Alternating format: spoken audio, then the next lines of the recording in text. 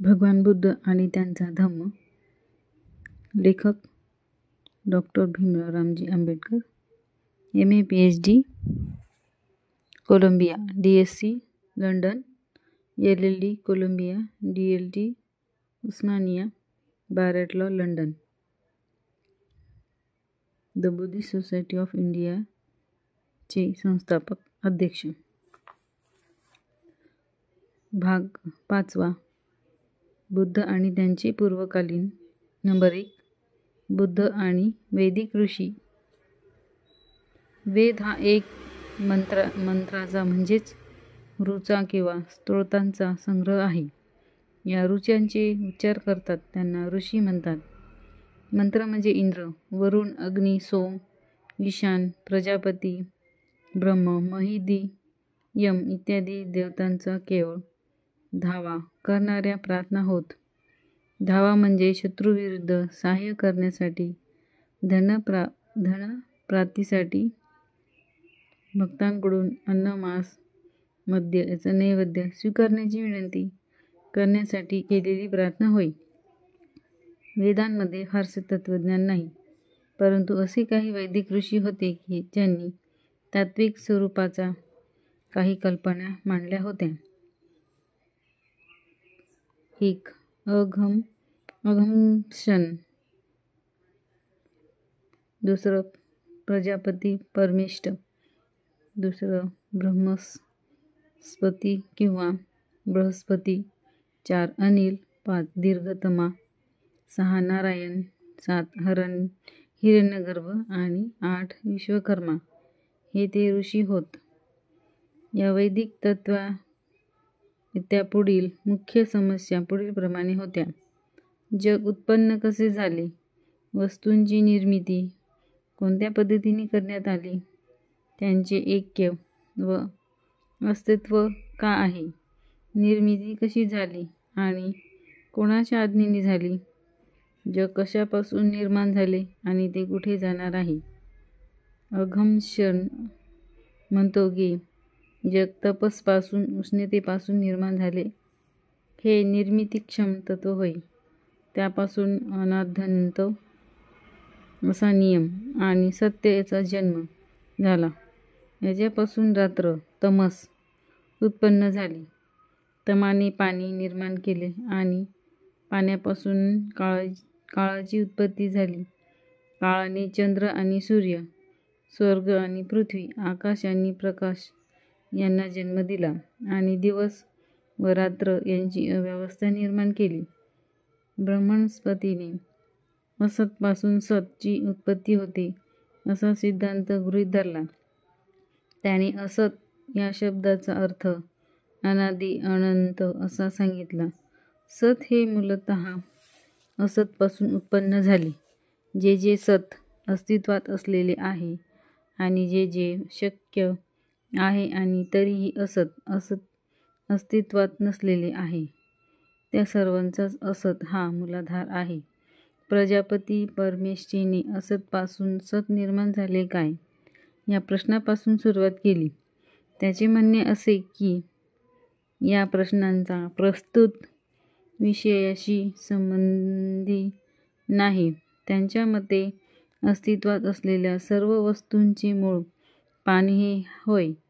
त्यांच्या मते मूळ पदार्थ जे पाणी ते सत आणि असत याच्या व्याख्येत बसत नाही. परमेष्ठीने जडत्व आणि चेतना यात भेद केला नाही. त्यांच्या मते पाणी एक स्वाभाविक तत्वानुसार स्वतःचे रूपांतर विशिष्ट वस्तूंमध्ये करून घेते. या तत्वाला काम किंवा वैश्विक इच्छा असे नाव त्यांनी दिले. अनिल हा आणखीन एक वैदिक तत्ववेत्ता होता. त्याच्या मते वायू हे मूलतत्व होय. त्यांच्यात स्वाभाविक चैतन्यशक्ती असते. त्यांच्यात निर्मितीतत्व निसर्गतच असते. दीर्घतम याने सांगितले की सर्व प्राणी मात्र शेवटी सूर्यावर अवलंबून असतात. स्वतःच्या स्वाभाविक सामर्थ्याचा आधार असलेला आणि त्यावरच हालचाल करणारा सूर्य पुढे मागे सरकत असतो. सूर्य करड्या रंगाच्या पदार्थाचा बनलेला असतो आणि विद्युत व अग्नी ही देखील त्याचप्रमाणे बनलेली असतात. सूर्य, विद्युत व अग्नी हे पदार्थ पाण्याचे बीज होत. पाणी हे वनस्पतीचे बीज होय. याचप्रमाणे दीर्घतम याचे विचार होते. नारायणाच्या मतानुसार पुरुष परमेश्वर हे पहिले जगतकारण होय. सूर्य, चंद्र, पृथ्वी, पाणी, अग्नी, वायू, अंतरिक्ष, आकाश, क्षेत्र, ऋतू, पक्षी, सर्व पशु, मानवाच्या सर्व जाती आणि सर्व मानवी संस्था यांची उत्पत्ती पुरुषापासूनच होते. तात्विकदृष्ट्या हिरण्यगर्भ हा परमेष्ठी आणि नारायण यांच्या मध्यभागी होता. हिरण्यगर्भ म्हणजे सुवर्णगर्भ बीज. या विश्वाच्या मानशक्तीतूनच इतर सर्व शक्तींची आणि ऐहिक परलौकिक जीवाची उत्पत्ती झाली. हिरण्यगर्भ म्हणजे अग्नी सौरतत्व नावाने या विश्वाची उत्पत्तीचे तत्व अग्नीपासूनच बनले आहे.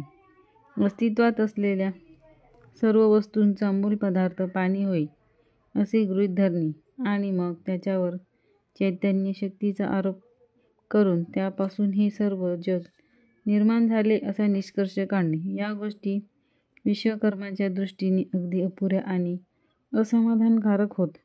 रूपांतराचे तत्व अंगभूत असलेले पाणी हा जर मूळ पदार्थ असेल तर पाणी अस्तित्वात कसे आले आणि त्याने आपल्यातील चैतन्यशक्ती, निर्मिती तत्व, भौतिक सामर्थ्य, नियम आणि इतर सर्व गोष्टी कशापासून अस्तित्वात आल्या, हा प्रश्न आपल्यापुढे शिल्लकच राहतोच. विश्वकर्म्याचे मत असे होते की परमेश्वर ही चैतन्यशक्ती होय. परमेश्वर हाच प्रारंभी असतो आणि परमेश्वर हाच अंतीही असतो. तो दृश्य विश्वाच्या पूर्वी पासूनच आहे. सर्व वैश्विक शक्ती अस्तित्वात येण्यापूर्वी तो अस्तित्वात होता. ज्याने हे विश्व निर्माण केले आहे आणि कार्यान्वित केले तो एकमेव परमेश्वरच होय. परमेश्वर एकच आहे आणि एकमेव आहे. तो अज जन्मलेला नसलेला आहे आणि अस्तित्वात असलेल्या सर्व वस्तू त्याच्यात वास करत असतात. तो सर्वज्ञ आणि सर्वशक्तिमान असा आहे. तो निर्माता आणि संहारकर्ता आहे. जनक म्हणून त्याने आपल्याला उत्पन्न केले आणि संहारक या नात्याने अस्तित्वातील सर्वच वस्तूचे भवितव्य त्याला माहीत आहे. बुद्धांना सर्वच वैदिक ऋषी आदरणीय वाटले नाहीत. फक्त 10 वैदिक ऋषींनाच त्यांनी अतिप्राचीन आणि मंत्राचे खरेखुरे जनक मानले. परंतु नैतिक पातळी उंचावणारे हे मंत्रामध्ये त्यांना काहीही आढळले नाही. त्यांच्या मते वेद हे उसाळ वाळवंटाप्रमाणे निरुपयोगी आहे. म्हणूनच ज्यापासून काही शिकता येईल असे मंत्रात काही नसल्यामुळे बुद्धांनी मंत्र बाजूला सारले. त्याचप्रमाणे वैदिक ऋषीच्या तत्त्वज्ञानात त्यांना काही आढळले नाही. सत्यप्रत करून घेण्यासाठीच ते सापडत होते, परंतु ते त्या सत्याप्रत पोहोचले नाहीत. त्यांचे सिद्धांत म्हणजे तर्कशास्त्राचा किंवा वस्तुस्थितीचा आधार नसलेल्या केवळ कल्पना होत्या. तत्त्वज्ञानात त्यांनी जी भर घातली तिच्यामुळे कोणताही सामाजिक मूल्ये निर्माण झाली नाहीत. म्हणूनच वैदिक ऋषींचे तत्त्वज्ञानही निरुपयोगी म्हणून त्यांनी ते अमान्य केले. तत्त्ववेत्ता कपिल 2. भारतवर्षातील प्राचीन तत्त्ववेत्त्यात कपिल हा अग्रगण्य होता. त्याच्या तत्त्वज्ञानाविषयक दृष्टिकोन अनन्य होता आणि तत्त्वज्ञ म्हणून त्याचे स्थान अद्वितीय होते. त्याच्या तत्त्वज्ञानाला सांख्य तत्त्वज्ञान असे ओळखले जाई. त्याच्या विचारातील मूलतत्त्वाचे स्वरूप थक्क करून टाकणारे होते. सत्याला पुराव्याचा आधार पाहिजे. सांख्य तत्त्वज्ञानाचे हे पहिले तत्त्व होय. पुराव्याखेरीज सत्य असू शकत नाही. सत्य सिद्ध करण्यासाठी कपिलाने सिद्धतेचे फक्त 2 मार्ग मानले. प्रत्यक्ष ज्ञान एक आणि दुसरा अनुमान. प्रत्यक्ष ज्ञान म्हणजे आपल्यासमोरील वस्तूचे आपल्या मनाला होणारे आकलन. अनुमान 3 प्रकारचे आहेत. 1. कारणावरून कार्य ओळखणे, जसे ढगाच्या अस्तित्वावरून पावसाचे अनुमान काढणे. 2. कार्यावरून कारण ओळखणे, जसे दरीतून वाहणाऱ्या ओहोळाला पूर आल्यानंतर डोंगरावरून पाऊस पडत असल्याचे अनुमान काढणे. आणि 3. साम्य, जसे मनुष्य जेव्हा हालचाल करतो तेव्हा तो जागा बदलत असतो असे आपण अनुमान काढतो. त्याचप्रमाणे ज्या अर्थी तारे निरनिराळ्या ठिकाणी दिसतात त्या अर्थी त्यांना गती असली पाहिजे. त्याचे दुसरे तत्व सृष्टीच्या उत्पत्तीसंबंधी होते. सृष्टीची उत्पत्ती आणि तिचे कारण. हे विश्व निर्माण करणारा कोणीतरी निर्माता आहे हा सिद्धांत कपिलाने अमान्य केला. ज्याप्रमाणे मातीतून मडके तयार होते किंवा सुतापासून कापड तयार होते, त्याचप्रमाणे उत्पन्न वस्तूचे अस्तित्व पहिलेपासूनच कारणात असते असे त्यांचे मत होते. विश्व एखाद्या निर्मात्याला निर्माण केले हा सिद्धांत अमान्य करण्यासाठी कपिलाने पुढे केलेला हा पहिला आधार होय. परंतु आपल्या मताचा पुष्टयर्थ त्याने इतरही काही आधार दिले आहेत. असत हे कोणत्याही कृतीचे विषय होऊ शकत नाही. वास्तवतः नवे असे काहीच उत्पन्न होत नाही.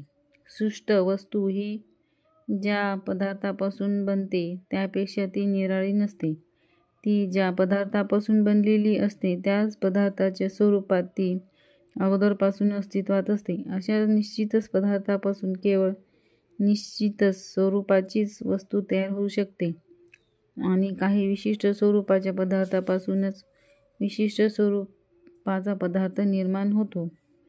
मग या इंद्रियगोचर विश्वाचे मूळ कोणते? कपिल म्हणतो उत्क्रांत वस्तू, व्यस्त आणि अनुत्क्रांत अव्यक्त वस्तू यांनी ह्या इंद्रियगोचर विश्व बनले आहे. व्यक्त वस्तू या अव्यक्त वस्तूचे मूळ असू शकत नाही. व्यक्त वस्तूंचा आकार मर्यादित असतो आणि विषयाचे मूळ जे स्वरूप त्याच्याशी तर हे विसंगत आहे. सर्व व्यक्त वस्तूंचे परस्पराशी काही अंशी साम्य असते आणि म्हणूनच एक दुसरीचे अंतिम मूळ आहे असे म्हणता येत नाही. शिवाय ज्या अर्थी त्या सर्व एखाद्या मुळापासून अस्तित्वात येतात त्या अर्थी त्या वस्तू स्वतः मूलतः घटक होऊ शकत नाही. नंतर कपिलाने असे विधान केले आहे की जरी कार्य हे कारणांचे बनलेले असते तरीही ते कारणापेक्षा निराळे असले पाहिजे. म्हणूनच विश्व हे अंतिम कारण असू शकत नाही. दुसऱ्या बाजूला अंतिम कारणाचा तो परिणाम असला पाहिजे. अव्यक्त वस्तूचे प्रत्यक्ष ज्ञान का होऊ शकत नाही? तिच्या योगी तिचे प्रत्यक्ष ज्ञान होईल. अशी क्रिया इंद्रियगोचर का होत नाही? याचे कपिलाने पुढील प्रमाणे उत्तर दिले. त्यांची कारणे निरनिराळी असू शकतील. एक असे कारण असू शकेल की ज्याप्रमाणे ज्यांच्या अस्तित्वाबद्दल शंका नसते अशा वस्तूही प्रत्यक्ष दिसत नाहीत, त्याचप्रमाणे अव्यक्त वस्तूंच्या सूक्ष्म स्वरूपामुळे त्या इंद्रियगोचर होत नसतील किंवा अतिशय दूर असल्यामुळे किंवा अतिशय सान्निध्य असल्यामुळे अथवा तिसरीच एखादी वस्तूची मध्येच असल्यामुळे किंवा तद्दृश्य पदार्थाशी झालेल्या संकरामुळे किंवा एखादा अधिक तीव्र संवेदनेचे अस्तित्व किंवा निरीक्षकाचे अंधत्व किंवा त्याच्या ज्ञानेंद्रियाचा किंवा मनाचा एखादा दोष यामुळे अव्यक्त वस्तू अदृश्य राहत असतील. कपिलला विचारण्यात आले, मग विश्वाचे मूळ कोणते? विश्वाचा व्यक्त भाग आणि अव्यक्त भाग यातील फरक कशामुळे होतो असे कपिलास विचारण्यात आले. कपिलाने उत्तर दिले, व्यक्त वस्तूंना कारण असते आणि अव्यक्त वस्तूंनाही कारण असते, पण दोघांचेही मूळ मात्र कारणातीत आणि स्वतंत्र असते. व्यक्त वस्तू संख्येने पुष्कळ आहेत आणि अवकाश व काल याच्या बाबतीत मर्यादित आहेत. त्याचे मूळ एकच शाश्वत आणि सर्वव्यापी. व्यक्त वस्तू क्रियाशील आणि सावयव असतात. सर्वांचे मूळ कारणच सर्व वस्तूंमध्ये अंतर्भूत असते, परंतु ते निष्क्रिय आणि एकसंध असते. कपिल म्हणतो की अनुक्रांत वस्तूच्या विकासाची प्रक्रिया सत्व, रजस आणि तमस या तिच्या 3 घटकांमुळे घडत असते. यांना 3 गुण असे म्हणतात. माणसाच्या सुखाचे कारण होणाऱ्या आणि त्याचा आविष्कार करणाऱ्या नैसर्गिक प्रकाशाशी यापैकी पहिल्या घटकांचे सादृश्य आहे. दुसरा घटक प्रवृत्ती किंवा क्रियाशीलता निर्माण करतो. तिसरा घटक जड असून तो नियमन करतो आणि निष्क्रिय व उपेक्षेची स्थिती निर्माण करतो. या 3 घटकांचे परस्परांशी असलेले संबंध मूलतःच अत्यंत निकटचे असतात. ते एकमेकांवर मात करतात, एकमेकांना आधारही देतात आणि परस्परात मिसळूनही जातात. हे घटक ज्योत, तेल आणि वात या दिव्याच्या घटकांप्रमाणे असतात. जेव्हा या 3 गुणांत समतोल असतो आणि एक दुसऱ्यापेक्षा वरचढ होत नाही, तेव्हा हे विश्व अचेतन होते आणि त्याची उत्क्रांती थांबते. जेव्हा या 3 गुणांचा समतोल नसतो आणि एक दुसऱ्यापेक्षा वरचढ होतो, तेव्हा हे विश्व सचेतन होते आणि त्याची उत्क्रांती सुरू होते. गुणांचा समतोल का जातो या प्रश्नाला उत्तर देताना कपिल म्हणतो की दुःखाच्या अस्तित्वामुळे या 3 गुणांचा समतोल बिघडतो. कपिलाच्या तत्त्वज्ञानातील हे असे सिद्धांत होते. सर्व तत्त्ववेत्त्यांपैकी कपिल मुनीच्या तत्त्वज्ञानाचा बुद्धांवर फार मोठा प्रभाव पडला होता, ज्याची शिकवण तर्कशास्त्र आणि वास्तवता यावर आधारलेली आहे. असा कपिल एकच तत्त्वज्ञ असल्याचे बुद्धांना आढळून आले. तथापि कपिलाने सांगितलेल्या प्रत्येक गोष्टींची त्यांनी स्वीकार केला नाही. बुद्धांनी कपिलाच्या फक्त 3च गोष्टी ग्राह्य धरल्या. सत्य हे पुराव्याने सिद्ध झाले पाहिजे व क्रियेला बुद्धिवादाचा आधार असला पाहिजे हे त्यांनी मान्य केले. देव अस्तित्वात आहे किंवा त्याने विश्व निर्माण केले आहे हे गृहीत धरण्यास तर्कशास्त्राचा किंवा वस्तुस्थितीचा कोणताही आधार नाही हे त्यांनी मान्य केले. जगात दुःख आहे हे त्यांनी मान्य केले. कपिलाच्या शिकवणुकीतील बाकीचा भाग आपल्या उद्दिष्टांच्या दृष्टीने अनावश्यक मानून त्यांनी सोडून दिला.